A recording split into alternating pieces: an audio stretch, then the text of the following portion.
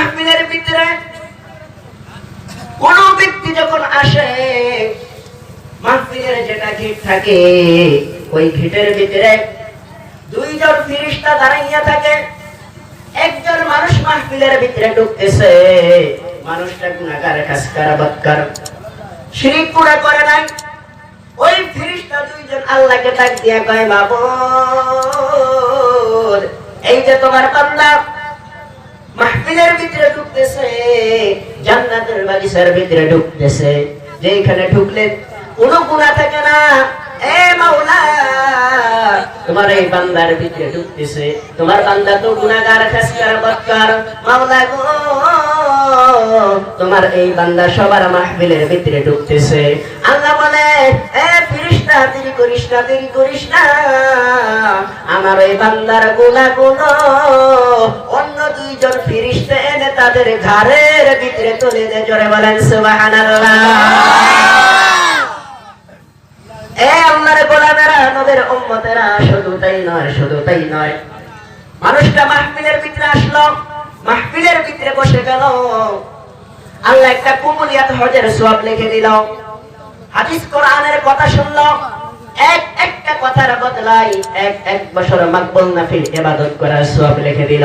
সুবহানাল্লাহ। পিছনের সমস্ত গুনাহগুলো maaf করে দিল। এই আল্লাহর গোলামেরা, নবীর উম্মতেরা, একজন বক্তব্য করলো, আরেকজন বক্তব্য করলো, আরেকজন বক্তব্য করলো, এখনো মাহফিল শেষ হয় নাই। ওই মানুষটা মাহফিলের থেকে ধীরে ধীরে চলে গেল, ধীরে ধীরে চলে যাইতেছে বাড়ির দিকে। ঘুম ধরছে, বাড়িতে যায় ঘুমাবে, মাহফিলের থেকে চলে যাইতেছে। ওই ফেরেশতা আল্লাহকে ডাক দিয়া বলে, মাওলা তোমার এই বান্দা মাহফিলের ভিতরে যখন ঢুকলো, আমি তোমাকে বললাম বান্দা গুনাহগার, খাসকার, বদকার, তুমি বললা বান্দার গুনাহগুলো অন্য দুইটা ফেরেশতার ঘাড়ে তুলে দে, আমি অন্য দুইটা ফেরেশতার ঘাড়ে তুলে দিছি। এ আল্লাহ, তোমার এই বান্দা সবার শেষ হয় নাই, মাহফিল শেষ হয় নাই, তোমার এই বান্দা সবার থেকে বাহির হয়ে যাইতেছে, এখন কি করব?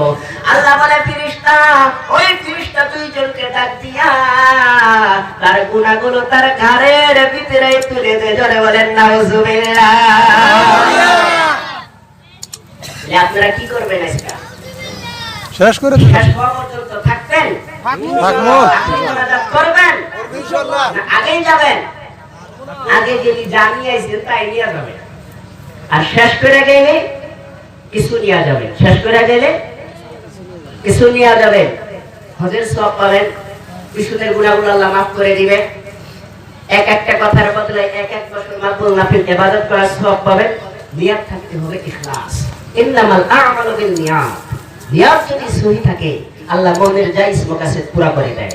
তো আমরা ইনশাআল্লাহ সবার শেষ পর্যন্ত থাকবো নাকি? ইনশাআল্লাহ থাকবো। আল্লাহ মহান রব্বুল আলামিন আমাদেরকে এই মাহফিলের ভিতরে বসার তৌফিক দান করলো।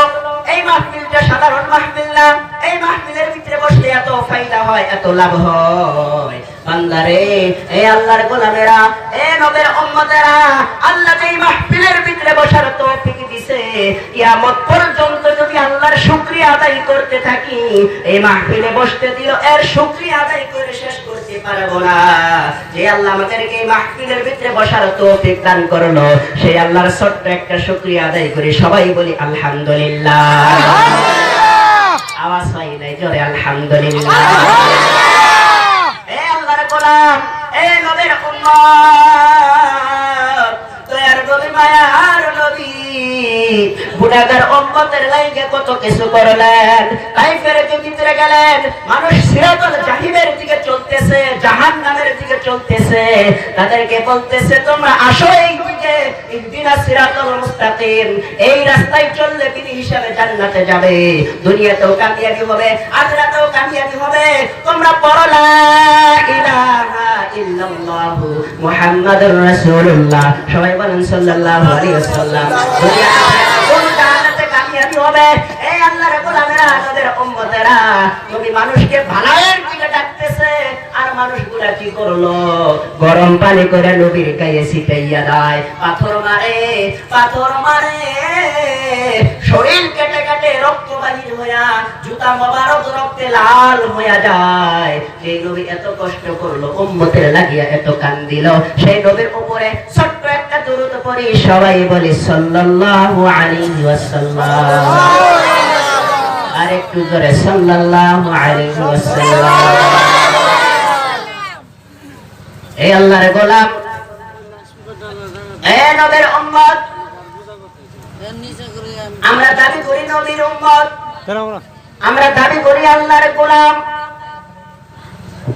আমরা দাবি করতেছি নবীর উম্মত, দাবি করতেছি আল্লাহর গোলাম, কিন্তু আল্লাহর গোলামি তো করতেছি না।